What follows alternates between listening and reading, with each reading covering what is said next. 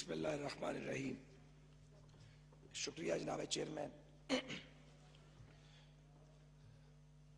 जनाब चेयरमैन, मैं कोशिश करूंगा कि जो वक्त दिया गया है उसी दिए गए वक्त में अपनी बात की तकमील करूं।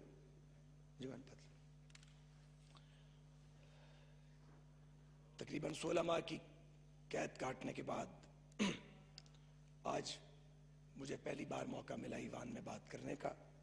बहरहाल जो होना था वो हो गया, और तमाम तर मड स्लिंगिंग के बावजूद पाकिस्तान की सुप्रीम कोर्ट ने मुझे और मेरे भाई को जिन रिमार्क्स के साथ बेल दी है वो सबके सामने, अब उसकी तफसील में जाने की जरूरत नहीं। आज हम यहाँ कोरोना पर बहस के लिए इकट्ठे हुए हैं। गुजारिश है चेयरमैन साहब के नफरत और तासुब में गुंदे हुए लोगों के साथ बात करना बहुत मुश्किल है। ये जो नफरत और तासुब है, ये एक ऐसी तलखी को जन्म देता है जिसमें आप सच नहीं सुन सकते, और इस नफरत और तासुब को हमने हवा नहीं दी। इसलिए अगर आप कोई ठीक काम भी बाजुकात करते हैं तो आपकी आवाज सुनाई नहीं देती। इसकी बुनियाद आपने खुद रखी है, इसकी इस्लाह भी आपको करना है अगर आपको ये तौफीक हुई तो। कोरोना पर बात करते हुए मेरे पास ये इत्तफाकन तफसील मौजूद है जो मुझे ख्वाजा सलमान रफीक साहब से मिली है। मैं एक एक हस्पताल और उसकी बेड कैपेसिटी भी गिन दूंगा खड़े खड़े, और इनसे इस्तदा करूंगा कि परसों अगर मुमकिन है और अगर सक्कत है तो उसको डिनाई करें। इसलिए तकरीर करना बड़ा आसान है, अगर फिगर्स ना हो तो बातें करनी नहीं चाहिए। जनाब वजीर खारजा यहाँ मौजूद हैं, बड़ा एहतराम है उनका हमारे दिल में। उन्होंने जो गुफ्तगू की मैंने भी वो सुनी थी। मैं बहुत माजरत के साथ चाहता हूँ कि उसमें इनको सही हकाइक नहीं बताए गए। मैं ये नहीं कह रहा इन्होंने हकाइक मसख की है, सियासतदान हकाइक मसख नहीं करता, उसको फीडबैक ठीक नहीं मिलता। मसला बताया गया कि 70 लैब्स हैं, तो मैं जानना चाहता हूँ कि लेवल 3 की 70 लैब्स की फहरिस्त जरा ईवान में ले आए, इनसे कहें जिन्होंने इनको ये नाम दिए। लेवल 3 की सिर्फ एक लैब है, वो लाहौर में बनी थी, दूसरी कोई लैब मुल्क में मौजूद नहीं है। अब कुछ डेवलप कर ली हो, 70 लैब्स नहीं है। इसी तरह कहा गया कि साउथ एशिया में हमारी टेस्टिंग कैपेसिटी सबसे ज्यादा है, हम इसके साथ इत्तफाक नहीं करते। यहाँ तफ्तान कैंटीना की बात की गई, क्यों 4-5 हज़ार लोगों को आप मैनेज नहीं कर सके? अगर ईरानी हुकूमत उन्हें धकेल रही थी तो हुकूमती हुजम बहुत बड़े होते हैं और रियासती इदारे हैं बहुत बड़े, उनके पास बहुत से वसाइल हैं। ये आप तस्लीम करें या ना करें, रियलिटी यही है कि तफ्तान में जो अफरा तफरी और बदनज़मी हुई है और जिस तरह लोग वहां से निकले हैं, उसके बाद तबाही में इजाफा हुआ है। जनाब वाला, मैं कोरोना टेस्ट पे डायरेक्टली बात करना चाहता हूं। तकरीबन 8,000 रुपए का कोरोना टेस्ट होता है। अगर किसी घर में एक का टेस्ट होगा और वो पॉजिटिव निकल आया और 5 या 7 मेंबर है, वो 50,000 रुपया खर्चेगा। सरकारी अस्पतालों में लाइनें लगी हुई हैं। डेंगू ने जब हमला किया था तो 800 रुपए का टेस्ट था प्राइवेट लैब पे, हम 80 रुपीज पे लेके आए। 8,000 का टेस्ट 2,000 पे आ सकता है, मैक्सिमम 2,500 पे, 10% प्रॉफिट के साथ। अगर गवर्नमेंट ये एफर्ट करती तो हेल्थ केयर कमीशन के पास वो स्टैंडर्ड लैब्स की पूरी लिस्ट मौजूद है। अगर आप मैनेज करते, अगर पॉलिटिकल विल होती तो ये 8,000 का टेस्ट 2-2,500 पे आ सकता था, 25% पे आ सकता था। ऐसी कोई कोशिश आज तक नहीं की गई। इसी तरह ये जो हेपेटाइटिस की एक मशीन है जो टेस्ट करती है, PCR मशीन, ये थोड़ी मॉडिफिकेशन के साथ ये टेस्ट कर सकती है कोरोना का। उसके लिए आपको क्या चाहिए? आपको उसके लिए कमरे को एयर टाइट करना है, बायो सेफ्टी कैबिनेट लगानी है और सेफ्टी सूट देना ऑपरेटर्स को। अगर आप ये एफर्ट करते, आप 2-3 हफ्तों में इन PCR मशीन्स को जो पंजाब के हर डिवीजनल हेडक्वार्टर पे और अक्सर डिस्ट्रिक्ट हेडक्वार्टर्स पे मौजूद है, कन्वर्ट कर सकते थे कोरोना टेस्ट के लिए। आपने ऐसी कोई एफर्ट नहीं की। अगर की होती तो आप ईवान में लाते इस बात को। आज तक हुकूमत की तरफ से हमने ये बात नहीं सुनी। मेरी तजवीज है कि आप हज़राए करम अब भी इस बात पर तवज्जो दें और इन PCR मशीन्स को कन्वर्ट करें ताकि आपकी जो टेस्ट कैपेसिटी है वो बढ़ जाए। वो निरी तनकीद करना तो मकसद नहीं है। हमने अगर आईना दिखाना है तो उसके लिए हम अपनी तजवीज भी जरूर आपकी खिदमत में इखलास के साथ पेश करेंगे ताकि लोगों की जिंदगी बचे। दूसरी गुजारिश ये है कि ये जो कहा जा रहा है कि एक डाटा दिया जा रहा है, इतनी अमवात हो गई हैं बदकिस्मती से, और ये मुतासरीन, डाटा गलत है। 22 करोड़ का मुल्क है, टेस्टिंग कैपेसिटी आपकी है कोई नहीं। आपको तो मालूम ही नहीं है कि पाकिस्तान में कोरोना के पेशेंट कितने हैं। आपको मालूम ही नहीं है कितनी बात हो रही है कोरोना से, जो रिपोर्ट होती है वो आप बता देते हैं। जब तक आप टेस्टिंग कैपेसिटी को फुल टर्म में लेके नहीं आते और तमाम वसाइल को झोंक नहीं देते, तब तक आप कैसे कौमी मनसूबाबंदी करेंगे? ये कोई इल्जाम नहीं है कि आपको जानबूझ के कर रहे हैं, लेकिन अगर आपको ठीक फीडबैक नहीं दिया जा रहा, आपके वजीर सेहत ही कोई नहीं है, वजीर आजम साहब वजीर सेहत है, ये हमारी हुकूमत हो या आपकी हुकूमत हो, ये सबके लिए बराबर है। जब हम किसी महकमे का मिनिस्टर नहीं बनाते थे और वजीर आजम फैसलाबाद का घंटाघर बनेगा, किसी भी दौर में काम खराब ही होगा, ठीक नहीं होगा, तो वजीर सेहत साहब को यहां बैठना चाहिए था। या मिनिस्टर वो एडवाइजर साहब मौजूद हैं, वो लोगों को और आवाम को जवाब दे नहीं है, वोट लेके नहीं आए हुए। जो लोग वोट लेके आए हुए हैं उनके पांव ज्यादा जलते हैं, उनको यहां बैठना चाहिए था। अगर लीडर ऑफ द अपोजिशन अपने वो एक कैंसर सर्वाइवर है उस वजह से नहीं आ सके, तो वजीर आजम साहब को यहां होना चाहिए था अहम तरीन इजलास में, वो नहीं है। आगे चलते तो एक तो गुजारिश यह आसानी हो और आपको डाटा कलेक्ट करने में आसानी और लोगों को टेस्ट करवाने में आसानी हो। अब यहां पे पीपीज की बात हुई, पर्सनल प्रोटेक्शन इक्विपमेंट। गवर्नमेंट का मौकफ है कि ये जो कोरोना वार्ड में काम करते हैं डॉक्टर्स और पैरामेडिक्स, इनको मिलेगा। तो जो बाकी पूरे अस्पताल में पैरामेडिक्स, नर्सिस और डॉक्टर्स मौजूद हैं वो एक्सपोज्ड हैं, इस वजह से उनकी अमवात वाक़ई हो रही हैं। हमने तकरीबन 30-31 हज़ार पीपीज हमारी जमात ने अपने वसाइल से बांटी हैं, वो कितनी को होंगी, कितना काम आएगा, इस पे आपको फोकस करना चाहिए। आज 3 महीने हो गए हैं, आप पीपीज पूरी नहीं कर सके। ये लो परसूट यहाँ पे टेक्सटाइल मिल्स में तैयार हो सकते हैं, मुझे कल एक टेक्सटाइल मिलर खुद ये बात बता रहे थे, हर जगह हो रहे हैं। ये कोई बाहर से आपने इंपोर्ट थोड़े करने हैं। अगर आप डॉक्टर्स को, पैरामेडिक्स को, आप उनको सेफ्टी किट ही नहीं दे सकते, पीपीज नहीं दे सकते, तो फिर क्या कर रहे हैं? और आप दावे भी किए जा रहे हैं, तो मेहरबानी करें इस पर तवज्जो दें।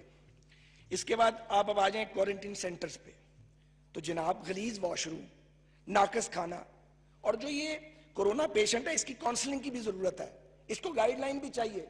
वो लोग पड़े हुए लावारिस, कोई पूछने वाला नहीं, कोई गाइड करने वाला नहीं, गंदा खाना उनको दिया जा रहा है। आप इसका भी हल था, ब्यूरोक्रेसी पर डिपेंड नहीं करें, आप अपनी अरकान असेंबली को बाहर निकालें, अपोजिशन के मेंबरान को साथ लें, आप जाए ना जाके एमपीएस और एमएन और सेनेटर्स वो क्वारंटीन सेंटर्स में जाएंगे, आप देखिए सूरत हाल बदल जाएगी। तो मैं ये तजवीज़ पेश करता हूं कि आप सरकारी मेंबर और अपोजिशन के मेंबर्स की टीमें बनाए अजला में, वो जाके क्वारंटीन सेंटर्स पे एडमिनिस्ट्रेशन को साथ लें, आपका मयार बदल जाएगा, आपको उसका क्रेडिट मिलेगा और लोगों को सुकून मिलेगा। आगे चलते हैं, ये जो पाकिस्तानी बाहर से आ रहे हैं ये बड़ा सीरियस मामला है, और मैं कुरैशी साहब और भी सीनियर इनके लोग यहाँ बैठे हुए हैं, इनसे इस्तदा करूंगा, ये रियलिटी है कि ये जो होटल्स में लोग रुकते हैं आके, होटल्स वाले उन्हें दोनों हाथों से लूट रहे हैं। उनका जो टेस्ट है 6-6 दिन उसकी रिपोर्ट नहीं आती, अब वो एक हफ्ते का किराया दुगना किराया दे रहे हैं। कोशिश करें जो लोग बाहर से आ रहे हैं 24 घंटे में उनके टेस्ट की रिपोर्ट आए, अगर नेगेटिव है वो घर जाने वाले बने, और वो जो फालतू पैसे दे रहे हैं उनको ना देने पड़े। इसी तरह पीआईए, ये बड़ा ही अफसोसनाक है, पीआईए की तबाही तो तवील दास्तान है, वो हम आप पर आयद नहीं कर सकते कि आपकी हुकूमत ने पीआईए को खराब किया, वो तो ठीक हो ही नहीं सकी। लेकिन गुजारिश ये है कि पीआईए का काम है स्पेशल फ्लाइट्स चलाए, कुछ चल रही हैं, मगर जो रिटर्न टिकट है लोगों के पास वो उसको डिनाई कर रहे हैं। मैं पूरी जिम्मेदारी से ये गुजारिश कर रहा हूं, पीआईए को हुक्म दें कि वो रिटर्न टिकट को डिनाई नहीं करें और एक्स्ट्रा किराया नहीं मांगे। अब अगर ये जवाब है कि जी हम एक सीट छोड़ के एक सीट में लेके आते हैं, तो ये फिर अब रियासत की जिम्मेदारी है। लोग कहां से वो रिटर्न टिकट लेके बेकार हो गए हैं उनके, और ओवरसीज पाकिस्तानी जो हैं उनकी आवाज तो पीटीआई गवर्नमेंट को ज्यादा सुननी चाहिए। तो ये आप इस मसले पे भी तवज्जो दीजिए। इसी तरह देखें, पाकिस्तानी कौम में अहले खैर और अहले सरवत की कमी नहीं है, बेशुमार एनजीओज ने काम किया, लोगों ने काम किया, हमने भी इंफरादी तौर पे अपने अपने इलाकों में काम किया। कितना अच्छा होता अगर हुकूमत इसका एक डाटा तैयार करती। उसका फायदा ये होता कि जो एरियाज एनजीओज ने या अहले सरवत ने कवर किए, आपको उन एरियाज में दोबारा डुप्लीकेट नहीं करना पड़ता।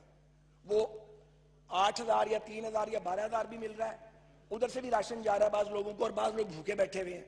तो आपको मैं इस्तदा करता हूं, अब भी आप ये करें कि आप जो मुल्क भर में सूबाई हुकूमतों को कहें कि एनजीओज के साथ कांटेक्ट करें और अहले सरवत के साथ, और जो लोग ये काम कर रहे हैं उनका एक डाटा बैंक आप बना लें, ताकि ये पता नहीं कब तक इस वबा से हमने लड़ना है, सारा बोझ हुकूमत ना उठाए और हुकूमत वहां फोकस करे जहां अहले सरवत या एनजीओ फोकस नहीं कर रही। और आगे चलते हैं, गुजारिश ये है कि बहुत अफसोस होता है सिंध में हमारी हुकूमत नहीं है, लेकिन ये रवैया ठीक नहीं है कि फेडरल मिनिस्टर्स जो हैं वो डंडे पकड़ लें और एक सूबाई हुकूमत पे हमला कर दें जाके। उसके बाद रोजाना प्रेस ब्रीफिंग हो कि सिंध गवर्नमेंट को पिन डाउन कैसे करना है। अगर आप ये काम शुरू कर देंगे वो आपको जवाब देंगे। जवाब देना तो पीपल्स पार्टी को सबसे बेहतर आता है, तो ये फिर इसी काम में आप लग जाएंगे। ये कोरोना से आप नहीं लड़ सकेंगे। इसको पॉलिटिकल पॉइंट स्कोरिंग इसको छोड़ दें। हमें मशवरे देते हैं, खुद वही काम करते हैं। अपने लोगों को समझाएं। आप में समझदार लोग भी बहुत बड़ी तादाद में मौजूद हैं। ये कौन सा टाइम है, बाद में लड़ लेंगे एक दूसरे के साथ। सुप्रीम कोर्ट की ऑब्जर्वेशंस, कैटेगोरिक ऑब्जर्वेशंस आई हैं। गैर शफाफियत पे सुप्रीम कोर्ट ने बात की और हुकूमती हिकमत अमली ना होने की बात की। ऑपोजिशन नहीं कह रही, सुप्रीम कोर्ट ऑफ पाकिस्तान कह रहा है। जिसके हवाले देते आप नहीं थकते, जिसके बारे में आप कहते हैं कि एक बार सादो अमीन का भी आपको सर्टिफिकेट मिल गया था माजी में, अब ये सर्टिफिकेट मिला तो आप कबूल करने के लिए तैयार नहीं है। हर सर्टिफिकेट फिर कबूल किया कीजिए। इसी तरह जनाब गुजारिश ये है कि 5500 रुपए का हदफ था FBR का, सुना 3700 अरब बड़ी मुश्किल से इकट्ठा होगा। कोरोना टैक्स से पहले के ये हालात हैं। अब तो माशी सूरत हाल और अबतर हो जाएगी, पूरी दुनिया की हो रही है, पाकिस्तान भी फेस करेगा। आप किस काम पे लगे हैं कि शहबाज शरीफ को दोबारा जेल कैसे भेजना है। अभी भी एक मुआवने खसूसी प्रेस कॉन्फ्रेंस कर रहा है। खुदा का वास्ता, आगे आपने मजा चख नहीं लिया। हम सबको जेलों में भेजा, हम अदालतों से कोई साल बाद, कोई सवा साल बाद, कोई 1.5 साल बाद, कुछ अभी भी पड़े हैं। खुर्शीद शाह सब किधर है? तकलीफ होती है। एक आदमी जो एक वजादारी का पैकर है, वो एक आदमी पड़ा हुआ वहां पे कितने अरसे से, हमजा शहबाज पड़ा हुआ है। हम मुकद्दर वाले थे, जेलें काट के आ गए, ये बैठे हुए हैं आपके पास। बस कर दो यार, बस कर दो। इसमें से आपको मिला भी कुछ नहीं। ये करप्शन का जो मंत्रा आपने बोला था, ये फेल हो गया काम, ये आइंदा भी फेल ही होगा। और मैंने हमेशा कहा है, नैब का इस्तेमाल किसी दौर में ठीक नहीं हुआ, हमारे दौर में भी ठीक नहीं हुआ। इसको छोड़ दें, आप मुल्क को आगे लेके जाएं। जो सरमायादार है, ये मैं इसलिए कह रहा हूं कि जिसने इन्वेस्टमेंट करनी है वो पैसा बाहर ले गया। सिविल सर्वेंट काम करने को तैयार नहीं है। आप एक ऑर्डिनेंस लाए थे, वो लैप्स हो चुका है, आप आराम से बैठे हुए हैं। तो नुकसान तो आप अपना कर रहे हैं। हुकूमत आपकी है, कोई शख्स साइन करने के लिए फाइल पर तैयार नहीं है। काम कैसे होगा? इस पे तवज्जो दीजिए। और ये इंतकाम अगर बहुत जरूरी है लेना हमसे, और अभी आपका रांझा राजी नहीं हुआ, अभी नफरत खत्म नहीं हुई, तो रखें। हमने नफरत नहीं करनी, हमें भी आती है करनी, लेकिन इसका कोई टाइम होता है। हम हालत जंग में हैं और आप अपोजिशन के साथ जंग कर रहे हैं। एक आपने APC की है, प्राइम मिनिस्टर तशरीफ ले गए उसमें से, उनकी दिलचस्पी का आलम यह था। तो कौमी वहदत के बगैर, कहना यह चाहता हूं, इकट्ठे किए बगैर हम ये मुल्क आगे नहीं जा सकता। आपकी नजर में हम सारे चोर हैं, हमारे वोटर समझते हैं कि हम बेहतर हैं, तो ये डिवीजन है। इसका मतलब है इसको इकट्ठा करें, कम से कम कोरोना के खिलाफ इकट्ठे हो जाएं। मैं जनाब गुजारिश ये कर रहा था, आपने टाइगर फोर्स बनाई, आपको मुतलिक फायदा नहीं हुआ। यकीन करेंगे ड्रामे सारे बारी बारी अपनी अपनी हुकूमतों में कर चुके हैं, इसका फायदा कोई नहीं होता। मुझे ये पता ये आइडिया किसने दिया था। जिसने आइडिया दिया था वो कभी काउंसलर नहीं हुआ। इस काम को छोड़ दें, रियासती मशीनरी को इस्तेमाल करें। और सरकारी और PM साहब की मैंने खुद तकरीर सुनी, वो फरमाते हैं कि मैं अपोजिशन पे बुरा वक्त आ गया कोरोना की वजह से, आपकी हुकूमत है, आप हल्के मजबूत करें। यार ये क्या अप्रोच है? ये कौमी अप्रोच है किसी वजीर आजम की? अब दूसरी बार उनसे मेरी इस्तदा इस तरह की बात ना करें, ये वजीर आजम के शायान नहीं है। मैं अपनी बात को समेटते हुए कहना चाहता हूं, डेंगू दौर का डैशबोर्ड आज आप इस्तेमाल कर रहे हैं आलमी सतह का, हमें खुशी है इस बात की। CCI का इजलास आपको बुलाना चाहिए, वहां लॉकडाउन के फैसले कीजिए। दूसरी बात यह है कि लॉकडाउन सॉफ्ट होगा या हार्ड होगा, इसका फैसला करें जब आपके सामने सही डाटा आए। डाटा आपके सामने मौजूद नहीं है। PMDC को फौरी तौर पे बहाल कीजिए, उसकी डिले जो है वो कौमी मफाद के खिलाफ है। टेस्टिंग के दायरे को आप डाउन स्ट्रीम लेके जाइए। आपसे गुजारिश ये है कि ज़राअत के लिए स्पेशल पैकेज लाइए। और जरूरी है कि बिजली के बिल छोटे काश्तकारों के 15 एकड़ जमीन पर आबियाना और जो ज़रूरी कर्जे हैं और उन पर इंटरेस्ट की वसूली, इसको मौखर कीजिए। इसी तरह गंदम की कलेक्शन का टाइम आने वाला है, वहां पे ऐसे बंदोबस्त कीजिए कि बारदाने की तकसीम के दौरान कहीं वही जगह कोरोना फैलाने का बाइस न बन जाए। आपके पास जो कोरोना की निगरानी की कमेटी है, नेशनल कमेटी, उसमें आपको अपोजिशन की आदत को भी शामिल करना चाहिए। आखिर में मैं 2 मिनट में बात को खत्म करूंगा। ये मुझे तो सलमान रफीक साहब से डाटा मिला, मैं सोर्स भी बता देता हूं, अगर गलत है तो आपको चाहिए परसों उसको डिनाई करें। पंजाब में बहावलपुर में 730 बेड का इजाफा हुआ है। बहावल विक्टोरिया अस्पताल पुराना है, अपग्रेड हमारे दौर में हुआ है। किडनी इंस्टीट्यूट 150 बेड का, कार्डिक इंस्टीट्यूट 150 बेड का, रीजनल ब्लड सेंटर बहावलपुर में, सिविल अस्पताल बहावलपुर 400 बेड का, ड्रग स्टेट लैब, और इसी तरह बहावल विक्टोरिया में 30 बेड का आईसीयू और वेंटिलेटर्स, लोधरा 200 बेड का नया अस्पताल, इसी तरह डेरा गाजी खान नया मेडिकल कॉलेज, पुराने अस्पताल की अपग्रेडेशन, 500 बेड का नया block, Muzaffargarh Tayyab Erdogan hospital 400 bed, Multan पीर साहब भी बैठे थी, Multan kidney institute, Multan kidney के साथ रीजनल ब्लड सेंटर शुरू, सिविल हॉस्पिटल मुल्तान में 150 बेड का इजाफा, मुल्तान बर्न यूनिट डिलेड था, पहले से बन रहा था, डिलेड था, कंप्लीट करके फंक्शनल किया। चिल्ड्रन हॉस्पिटल में 150 बेड का टावर, चिल्ड्रन हॉस्पिटल में नई MRI machine, Multan kidney institute के साथ 200 बेड के जनरल अस्पताल की बिल्डिंग हम बना रहे थे, प्लीज मुकम्मल करवा दें। लिया पुराने अस्पताल की अपग्रेडेशन, ये 2 मिनट में खत्म कर दूंगा। साहिवाल नया मेडिकल कॉलेज, पुराने हॉस्पिटल की इमरजेंसी की अपग्रेडेशन, 500 बेड के हॉस्पिटल शुरू किया। 2018 31 मई तक कंप्लीशन थी, अभी तक आपने मुकम्मल नहीं किया। लाहौर चिल्ड्रन हॉस्पिटल में 600 बेड का इजाफा, जनरल हॉस्पिटल लाहौर में 400 बेड का इजाफा, जना अस्पताल में बर्न यूनिट, सर्विसेज अस्पताल में 400 बेड का इजाफा, हॉस्पिटल में जिसका जिक्र किया गया सर्जिकल टावर में 450 बेड का इजाफा, पीआईसी में 200 बेड की इमरजेंसी, शादरा, रायविंड, सब्जाजार, समनाबाद, काना, गाजियाबाद, मियां मीर, मुनावा, बेदियां, इन सब में नए अस्पताल, कोई 25% बन गया, कोई 50% बन गया, कोई मुकम्मल हो गया।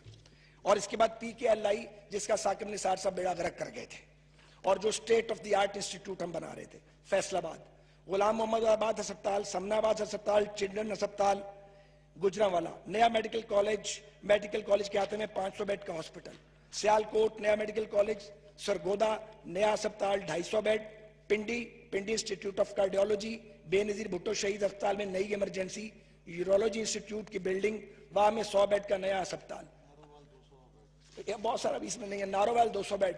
और आखिरी बात यह है कि हजूर पोलियो खत्म हो गया था, पोलियो उस सूबे से पूरे मुल्क में वापस आ रहा है जहां 7 साल से आपकी हुकूमत है। आखिर में मैं सिर्फ ये कहूंगा कि 2 साल गुजर गए हैं, अगर 5 साल रहना भी है तो भाईजान 2 साल गुजर गए हैं, अब भी वक्त है। ये कोरोना आ गया है, एक अजाब, एक आजमाइश, इसकी बुनियाद पर ही कौम को इकट्ठा कर लें, अपनी सफों को मुनज़्ज़म कर लें, रियासत पाकिस्तान को चलाने की कोशिश करें। गालियों से, बोहतानों से, जेलों से, जिंदानों से, मुकदमात से पाकिस्तान पीछे जाएगा, आगे